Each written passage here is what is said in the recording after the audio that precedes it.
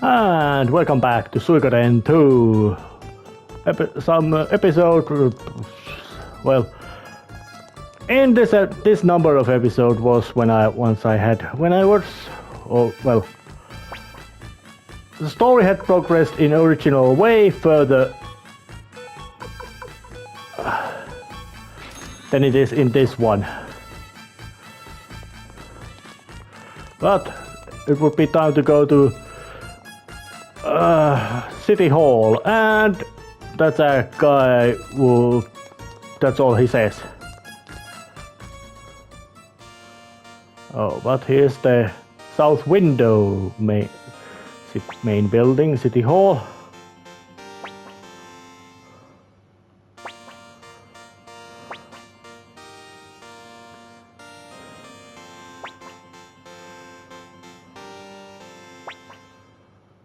Oh yeah.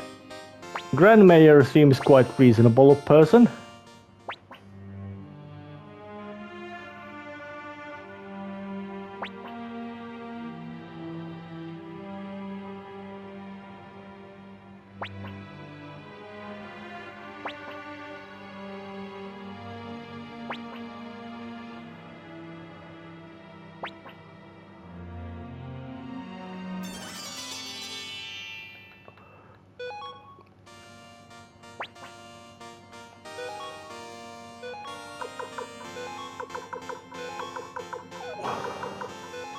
And now I got a full crew of three short-range attackers.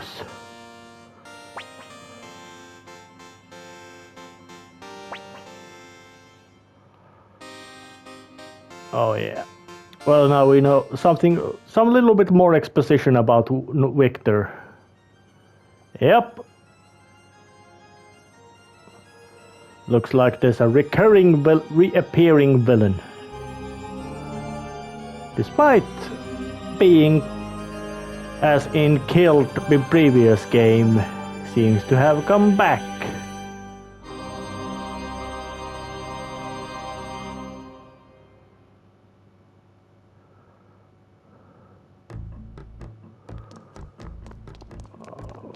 After discounting that little matter, there's something, and this is due to Suikoden 2 trading houses.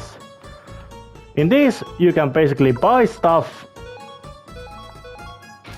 which are trade items, and then they will be. Then you can just sell them in somewhere else and hopefully get profit.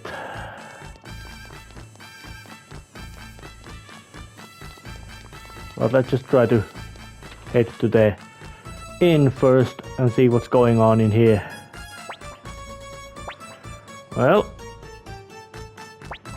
Well, it's fair deal.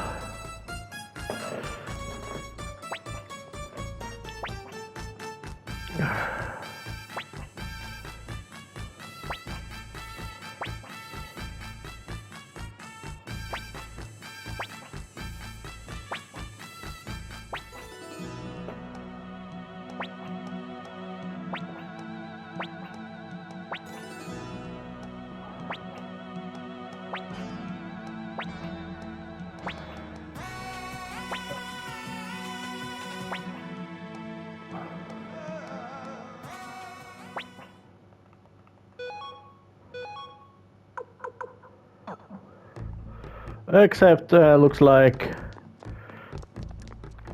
Flick has a habit of attracting ladies. So let's just save the progress first.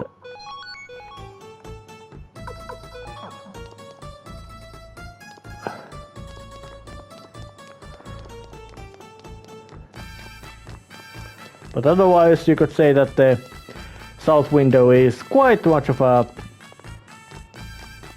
calm city. Oh yeah, would you mind joining? Nope, yep. And that's a little bit foreshadowing about about another city called Lake West. Let's see. Yeah, no chance to upgrade weapon levels, but still doing a little bit of.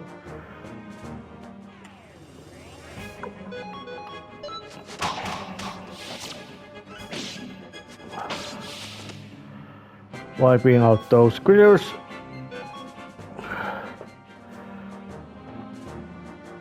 Because there's the fact that you instead of having to find rune pieces, you can just put the basic rune crystals into items. Like in this case, put the water orb into basic attack, and that will actually make you invulnerable to spell actually does not make you invulnerable, but gives you regeneration, which is nice. But now it would be time to go head to the north window, which is right here, and it doesn't look too good.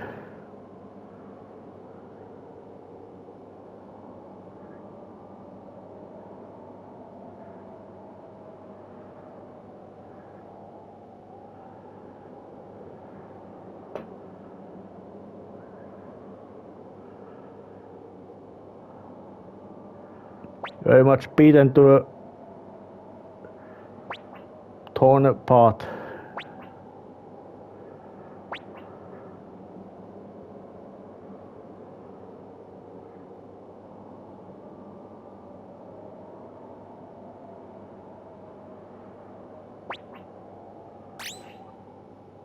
Oh. Like a good old villain, Neclo just can't stop not reappearing and gloating.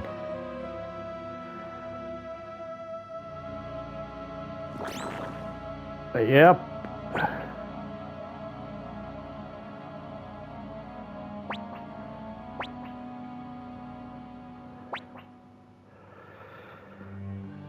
Yeah.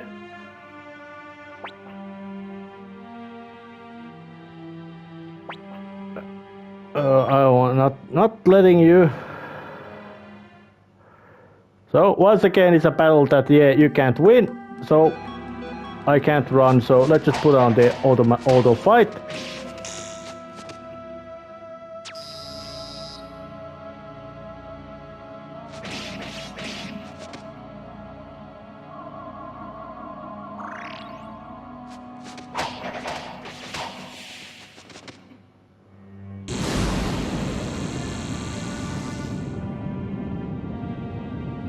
But luckily he's got a quite big and hefty attack, so it's not that much of a long slog of a fight.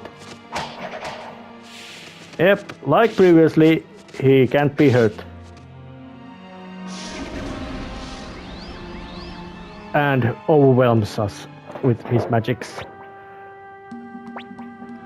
Oh, yeah.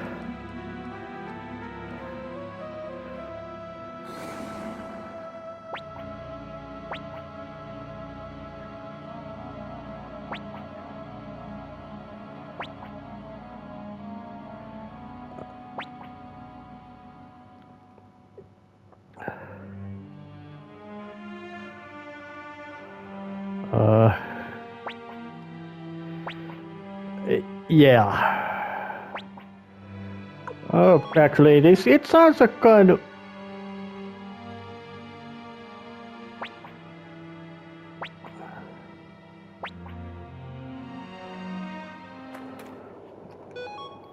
And as consequence, crew was in one hit point, all of them, which would have been bad. It's surprised if you would have gone into a random fight.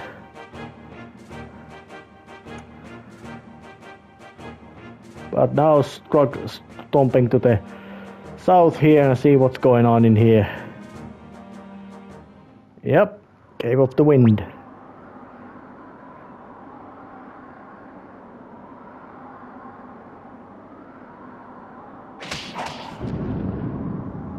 Oh yeah, that cleared out the rocks. Well, something that they don't know. But time to actually get prepared for this cave. It takes some effort to get through. So, taking a break in recording. Oh, the preparing. Time to head towards Cave of the Wind.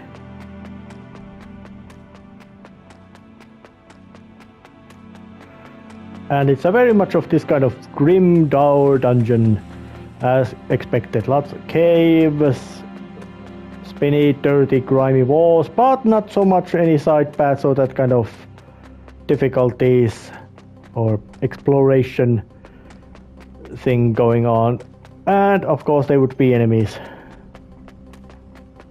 And some treasure chests as well at the end, so all kinds of side paths. Damn, forgot to cut myself the escape talisman just in case. And there's our first batch of enemies. Some Minotaur looking dudes. Yep, they jump and they smack. But after that they are not particularly interesting. And gain some money and some experience, just as expected from these kind of places.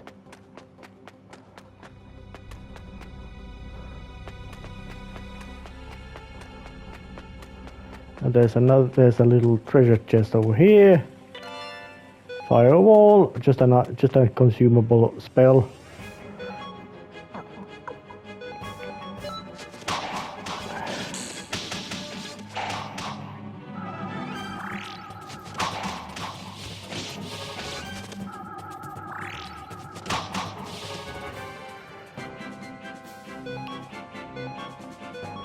I would say that in quite often these basically new dungeons and dungeon locations, you get a lot of extra experience points when you are getting inside for the first time. But then it's gonna get much more complicated.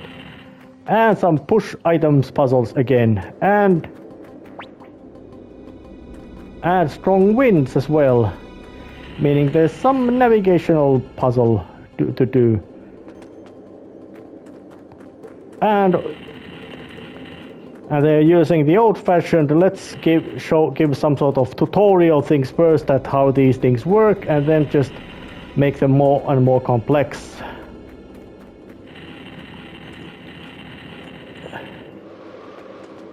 Oh yeah, there's a little gap over there, but that not much of issue with that. Yeah, it doesn't really need me to really doesn't need to be much of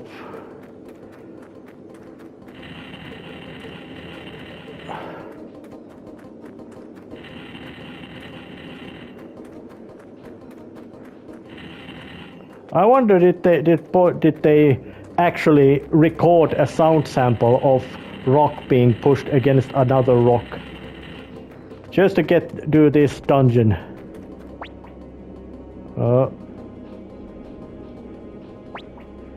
No thanks, but hey, Blue Gate Orb, that's actually quite much of a extra special summon magic, which can do a lot of damage, but isn't, you could say, that much of, you could say, really useful. Most likely because you can equip several different kinds of magics to give yourself versatility, but it's the fact that they all compete from the same magic slots, meaning that, yeah, I would guess that it is smarter to just focus and use the other possible slots as spaces for augmentations instead of basically trying to just get a same character do more roles. Except main character, he's got the best healings. Have a look. Oh, ouch. Counter attack just smacked his face. That smacked the Minotaur out of existence. Health helmet. Piece of equipment for freed. Nothing really, you could say, big and intimidating.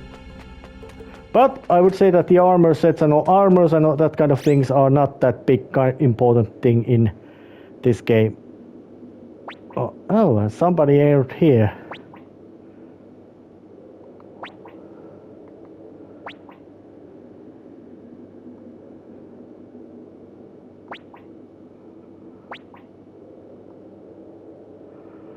Con Marley.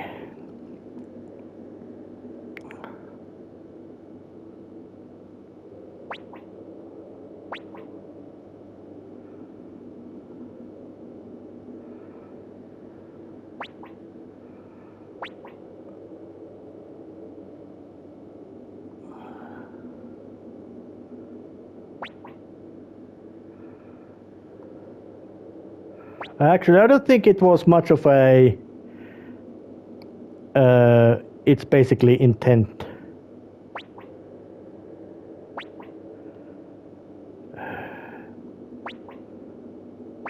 Yeah. Sure. Yep. Let him join. We get the full 6-man crew and more enemies just to show up what Marley Khan can do. If those things survive, they don't. But Khan's got a very stylish leather jacket.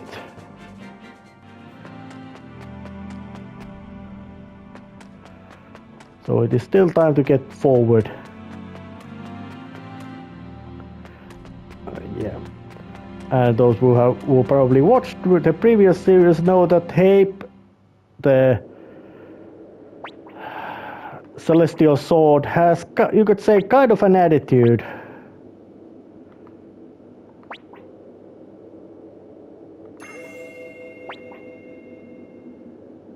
Yeah.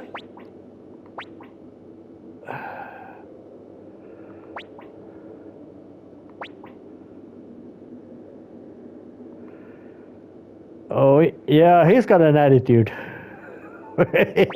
Yep, so it became, say, quite much of a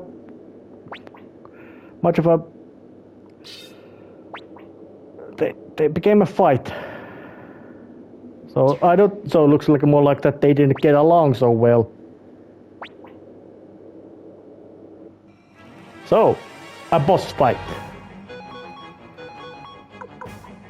against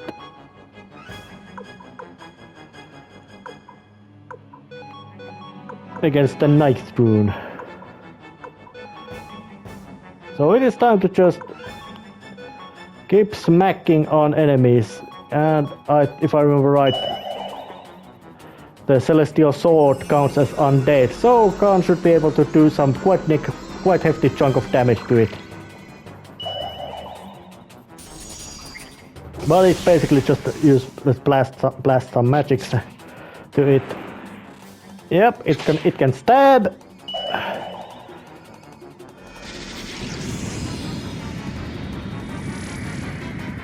Oh yeah, it took a lot of damage. And it can stab again.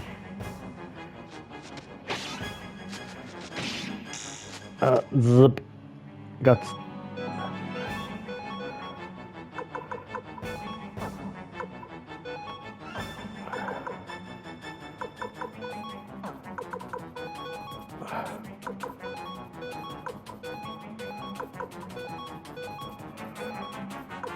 At least can just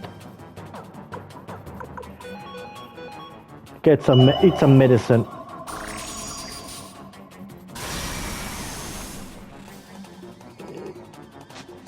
And it's also nice to notice that the different kind of spell groups have now gotten much more specialized, and they have different methods how they work. Zip.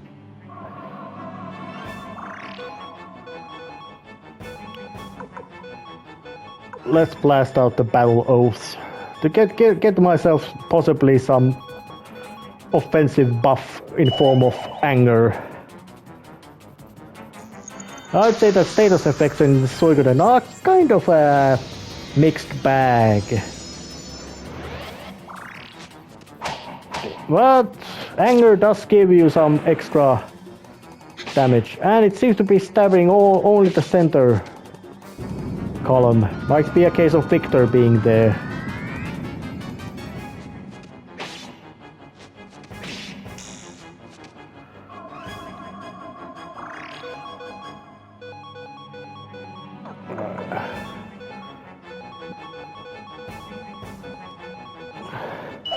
Basically, I have just couple of good attackers. And rest are they're just tagging along, giving some minor support and hoping for the best, expecting for the worst.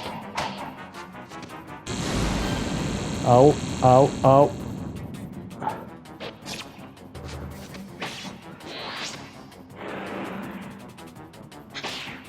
Yep. It's got a grudge towards Victor, but seems like it had enough. Yeah, it got enough.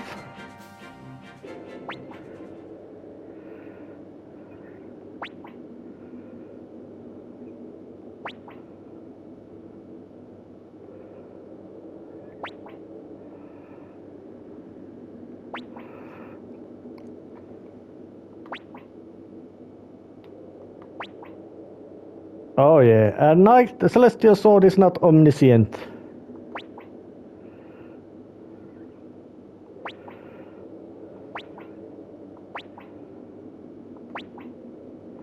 Oh yeah, it needs some It needs some flattering.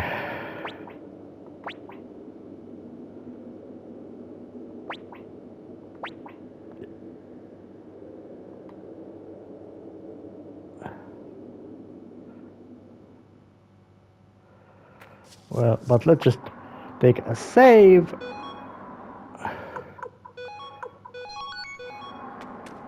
And go do some harassment to Necklord's Necklord's hideout.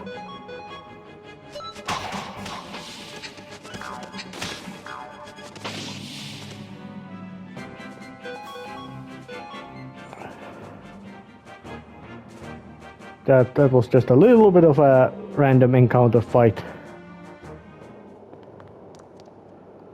But here it is, North Window Village.